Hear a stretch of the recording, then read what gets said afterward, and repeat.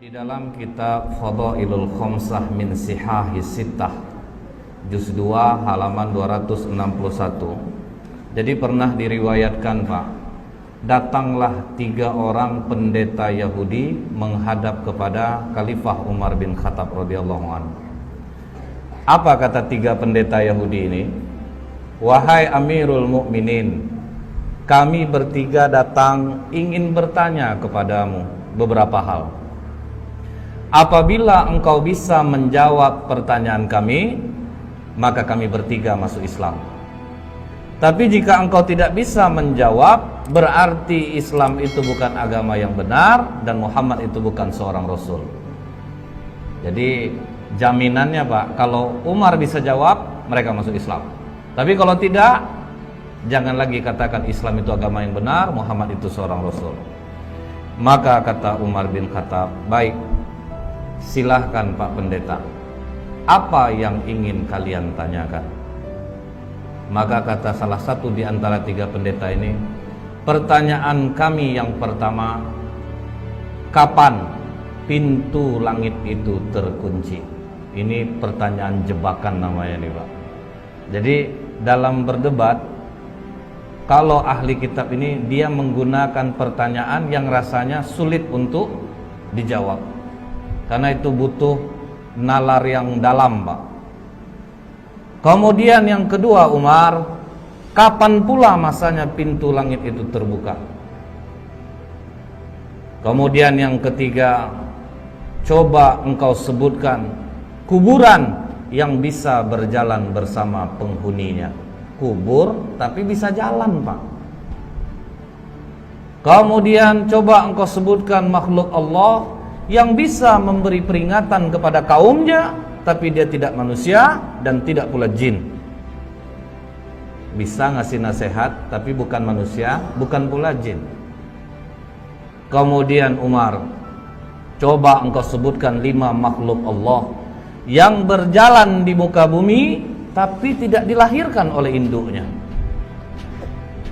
Kemudian Umar, coba engkau jelaskan kepada kami kisah pemuda-pemuda yang mempertahankan imannya dan mereka bersembunyi di dalam gua. Setelah pendeta Yahudi ini bertanya, Pak, apa kata Umar? Bukanlah sesuatu hal yang memalukan bagi Umar bila memang dia tidak bisa menjawab pertanyaan yang tidak dia bisa jawab. Nah, jadi ini poinnya satu, Pak.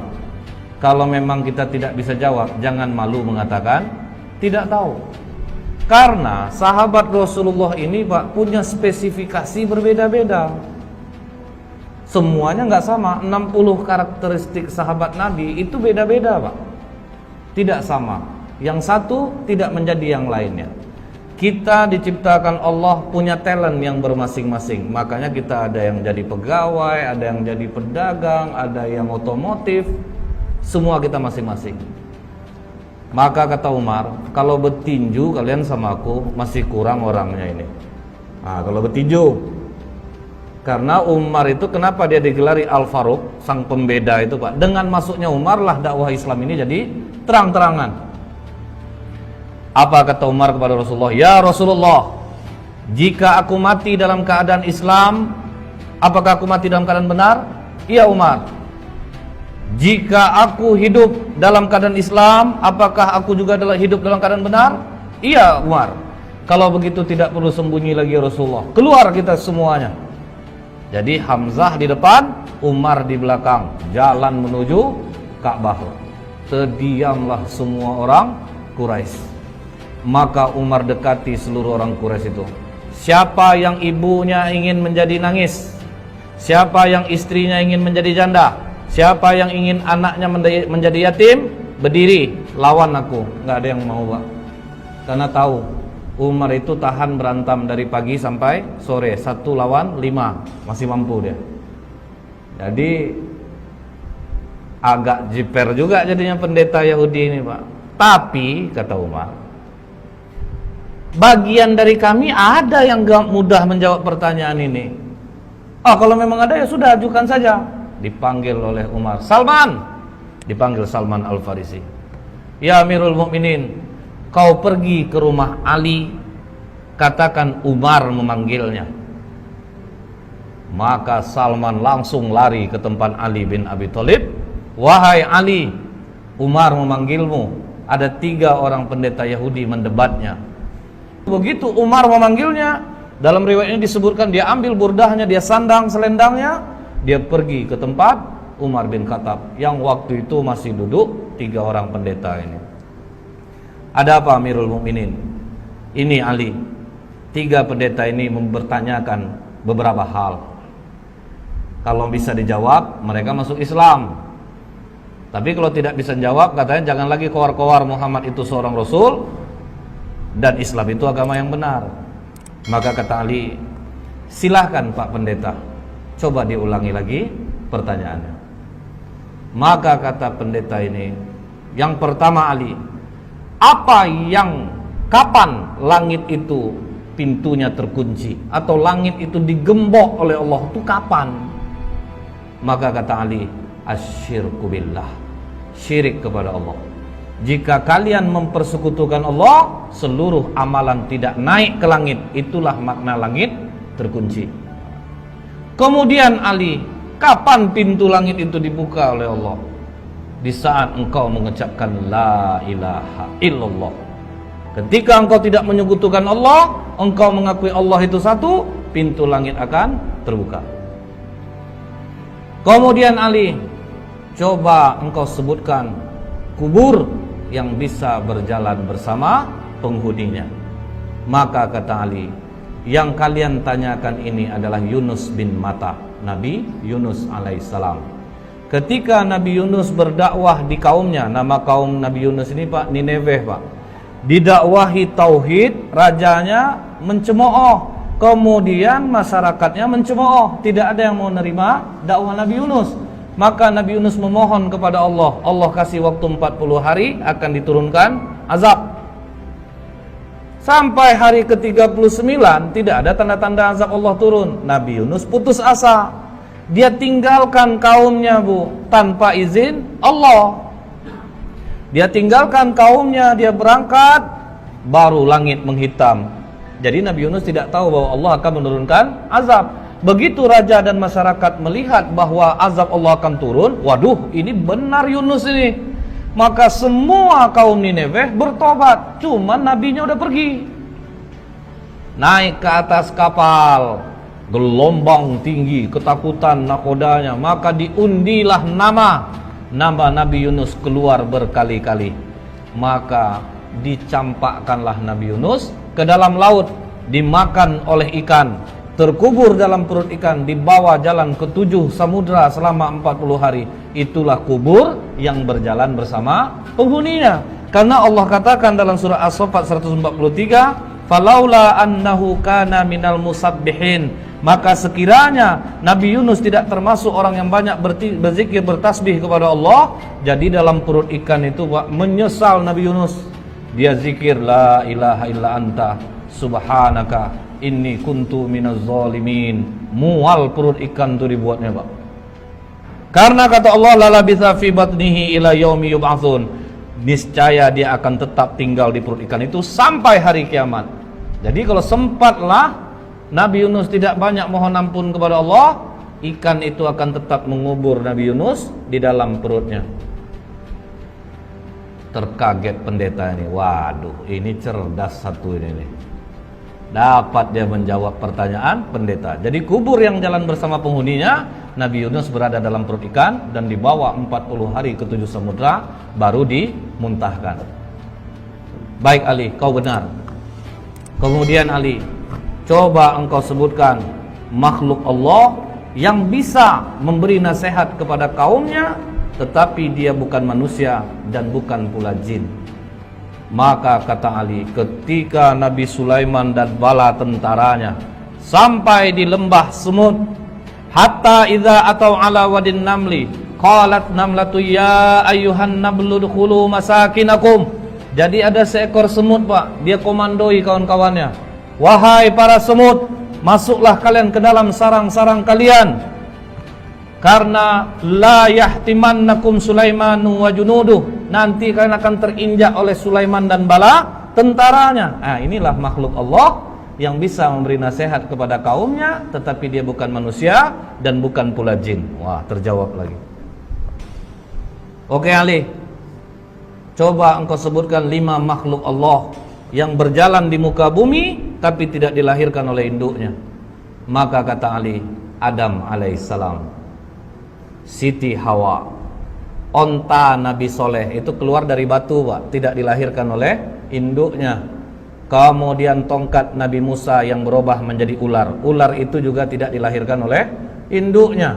Kemudian kambing pengganti leher Nabi Ismail, itu pun tidak dilahirkan oleh induknya. Akhirnya 2 di antara 3 pendeta ini langsung menyatakan asyhadu alla ilaha illallah wa asyhadu anna muhammadar rasulullah. Oh tunggu, kata satu pendeta lagi, 2 kawanku mungkin sudah terpengaruh oleh jawabanmu Ali, tapi masih ada 1 lagi yang belum terjawab. Coba engkau ceritakan kisah pemuda yang bersembunyi dalam gua untuk mempertahankan imannya. Baik, akan aku terangkan seperti apa yang ada dalam Al-Quran, kata Ali. Kalau dari Al-Quran kami sudah dengar Ali, kami ingin engkau detail menerangkannya seperti apa yang disampaikan Rasulullah kepadamu. Maka kata Ali, kalau begitu benarkan duduk kalian. Malah ditantang Pak. Jadi dia ingin mengungkap Ali itu ceritanya itu yang detail. Maka kata Ali, silahkan, dari mana kalian ingin menanyakan? Baik Ali, di mana peristiwa itu terjadi? Maka kata Ali, di kota Apesus atau Tarses Pak, antara Turki, Yordan. Kemudian silahkan lanjutkan Ali. Jadi dulunya kata Ali, kota Apesus ini dikuasai oleh raja yang sangat baik. Ketika raja ini meninggal, Raja Dikianius yang menguasai Roma mendengar bahwa Raja Apesus ini meninggal, maka mereka pun menyerang kota Apesus dan mereka kuasai. Kemudian kata Ali, Dikianius membangun istana besar. Tunggu dulu Ali, kata pendeta ini. Berapa panjang dan lebar istana yang dibangun oleh Dikianius? Maka kata Ali, panjang 1 farsah, lebar 1 farsah. 1 farsah itu sekitar 8 km. Baik Ali, teruskan. Kemudian Dikianius ini memiliki menteri-menteri, dan Dikianius meletakkan 50 menteri di sebelah kanan, 50 menteri di sebelah kiri. Dan Dikianius mempunyai 6 penasehat, pemuda-pemuda cerdas di belakangnya. 3 di kanan, 3 di kiri. Oke Ali, siapa nama ke-6 pemuda itu? Maka dijawab oleh Tamlika, Miksalmina, Mikasdimina, Martelius, Kalitius, Sidamius. Jadi inilah 6 pemuda yang menjadi cikal bakal Ashabul Kahfi. Tapi waktu itu masih 6. Nah ini Pak, waktu itu hanya masih 6. Ini pemuda-pemuda cerdas andalan Dikianius. Jadi kalau 50 menteri sudah rapat, tetap nanti keputusan akhir kepada 6 pemuda ini. Nah kemudian Pak, ditanya oleh pendeta ini, seluas itu istana yang dibangun oleh Dikianius Ali, bagaimana dia cara mengharumkan istananya? Maka kata Ali, setiap pagi ada yang membawa parfum di dalam ember besar. Kemudian ada satu yang membawa seekor burung. Ketika burung ini diberi isyarat, maka burung ini mencemplungkan kedua sayapnya dan mengibaskannya ke seluruh ruangan istana. Canggih orang dulu rupanya Pak. Setelah itu kata Ali, ketika Dikianius 30 tahun berkuasa, tidak pernah sakit, disitulah dia bertanya kepada para menterinya, kalian pernah enggak nengok aku sakit, demam, beringus, lemah, letih? Tidak pernah Raja. Biasanya kalau yang enggak sakit-sakit ini siapa? Tuhan Raja. Bersediakah kalian menyembahku? Bersedia raja. Pokoknya siapa yang mau menyembahku, aku berikan kehidupan yang baik. Pakaian dari sutra, kemewahan, kekayaan akan aku berikan. Begitu dikasih kekayaan, uang, fasilitas, masyarakat rela menyembah Dicanius. Mereka semua menyembah Dicanius. Tapi Pak, 6 pemuda yang di belakang Dicanius akhirnya rapat di rumah Tamlika. Dicanius mengaku dirinya Tuhan. Disuruhnya orang menyembah, orang pun menyembahnya. Sementara kalau dia Tuhan, kenapa harus kita yang memutuskan setiap permasalahan? Jadi menurutmu bagaimana Tamlika? Dia bukan Tuhan. Justru kita harus berpikir, langit tanpa tiang kok bisa tegak? Pasti ada yang menciptakannya. Hujan turun, bintang bercahaya. Dicanius saja dia masih merasa takut, dia juga tidur, dia juga lapar. Masa Tuhan punya kekurangan seperti itu? Jadi apa keputusanmu Tamlika? Kalian rela enggak tinggalkan kekayaan, jabatan, fasilitas ini? Kita lari dari sini. Kalau kita melawan tidak mungkin bisa. Kita lari dari sini untuk mencari Tuhannya langit dan bumi ini. Apakah kalian rela untuk miskin bersamaku?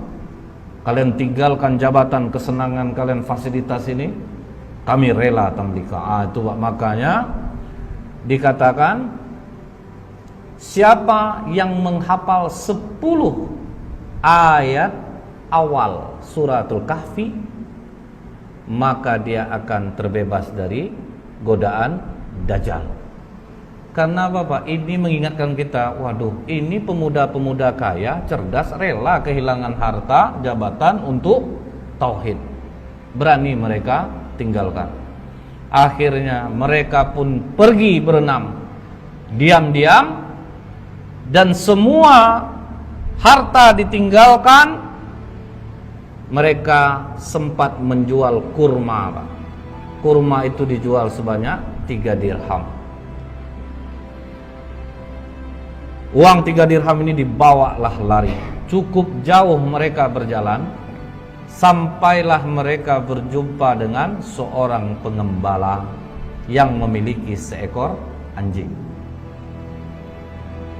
Maka kata pendeta ini, siapa nama anjing itu? Maka dijawab Ali, namanya Kitmir. Kemudian apa kata pengembala ini? Tuan-tuan, dari wajah tuan-tuan, aku yakin tuan-tuan ini bukan orang miskin, pasti dari bangsawan. Jadi karena apa? Orang-orang senang ini kelihatan dia dari wajahnya. Kemudian betul kata Tamlika, kami ini 6 penasehat Dicanius. Dia mengaku dirinya Tuhan dan kami tidak mengaku itu. Makanya kami meninggalkan kerajaan. Kami tinggalkan semua pangkat jabatan kami. Karena tidak pernah kami berjalan seperti ini. Lihat, kaki pun sudah luka-luka Pak. Orang manja jalan berkilo-kilo, habis kaki luka. Apa kata pengembala ini? Tenang tuan-tuan, aku mengetahui tempat persembunyian yang baik. Izinkan aku beserta kalian. Makanya jadi 7 dengan pengembala ini. Dikembalikannya lah gembalaan dia kepada tuannya, maka dia dan anjingnya ikutlah pemuda-pemuda kepercayaan raja tadi. Kemana mereka dibawa Ali? Dijawab oleh Ali, ke Bukit Naglus yang di bawahnya ada gua yang namanya Khemar. Maka begitu mereka mau masuk gua tersebut, sempat mereka mandi di mulut gua. Jadi mulut gua itu ada air terjunnya Pak. Jadi memang susah untuk diketahui orang. Sempat mereka mandi, masuk ke dalam, duduk, golek sana, golek sini, golek sana, sampai terang hari. Hari sudah pagi. Kita lapar. Siapa yang akan mencari makanan? Makanan hanya ada di tempat kerajaan. Berarti sangat jauh kita pergi berjalan ini. Siapa yang mau pergi? Karena Tamlika ketua rombongan, biar aku yang ke sana. Hati-hati Tamlika, jangan sampai engkau tertangkap Dickianius. Begitu Tamlika keluar dari mulut gua, sudah mulai terkejut dia Pak, karena air terjunnya sudah tidak ada. Tapi terus dia bawa uang 3 dirham ini, jalan terus sampai di gerbang kota. Mulai heran dia Pak, kenapa berbeda betul kota ini? Apa aku salah masuk? Akhirnya masuk dia di tempat orang menjual roti. Begitu sampai di tempat orang jual roti, ditanya harga roti berapa? 1 dirham. Dia kasih uang dirhamnya. Begitu dia memberi uang dirhamnya, langsung ditahan tangannya oleh penjual roti. Kau menemukan barang kuno ya? Tidak. Itu uang biasa. Uang aku hasil dari menjual kurma kemarin. Jangan bohong. Raja Abdurrahman hanya mengambil 5% dari barang kuno yang ditemukan. Tambah kaget Tamlika Pak. Loh, nama rajanya kok beda?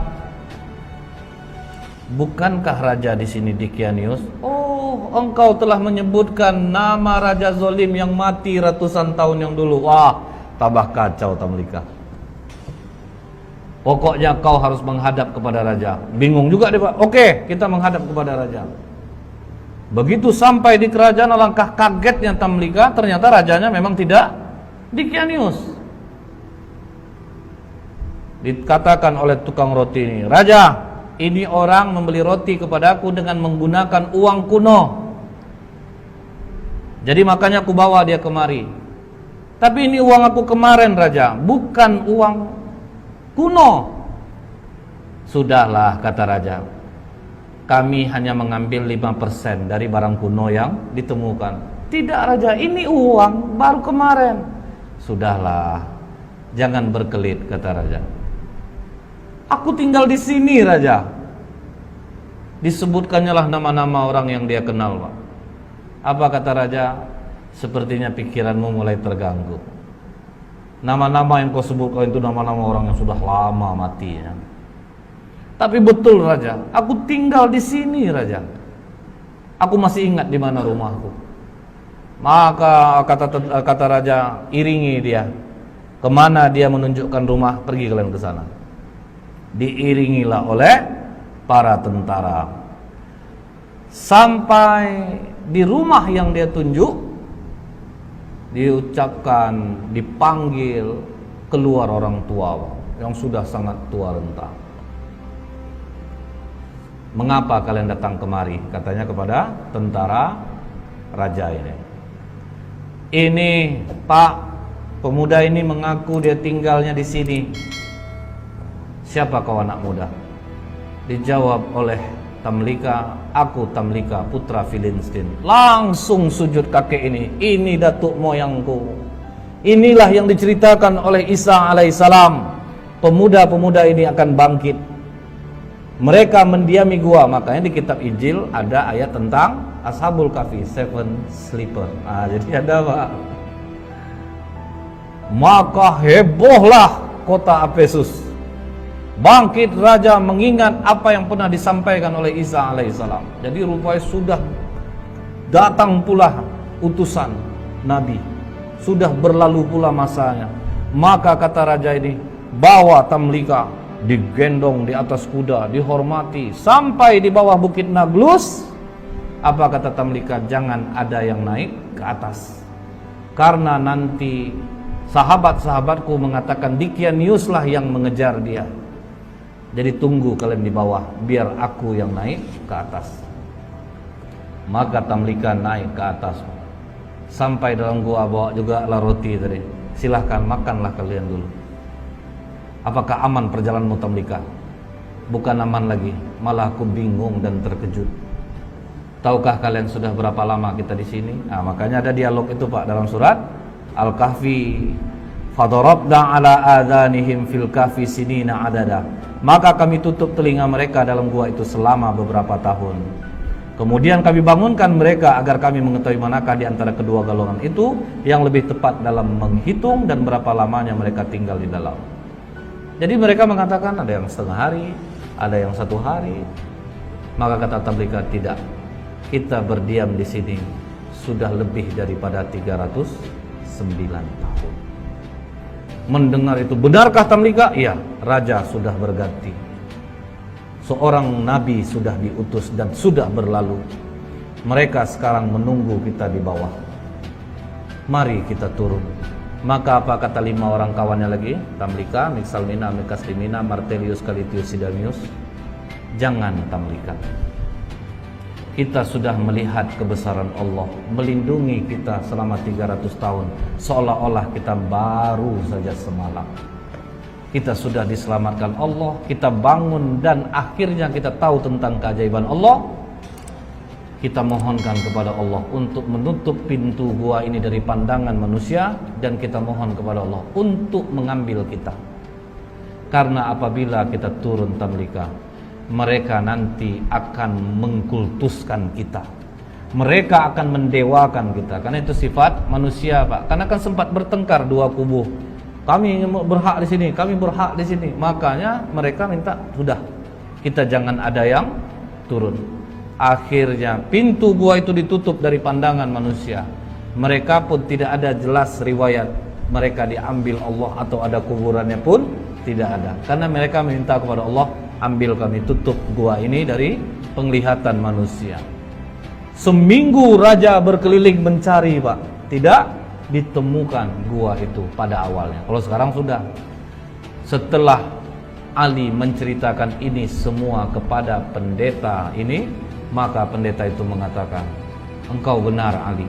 Engkau telah menceritakan dengan detail apa yang ada di dalam kitab kami, dan memang benarlah apa yang disampaikan Muhammad kepadamu. Maka pendeta yang terakhir ini pun masuk Islam jadinya, Pak, mengucapkan syahadat asyhadu alla ilaha illallah wa asyhadu anna muhammadar rasulullah. Jadi inilah dahsyatnya ketika kita memiliki ilmu, kita tidak gampang dibodohi. Ketika kita memiliki ilmu, makin tinggi ilmu, Pak, berdebatnya mesti makin pelan.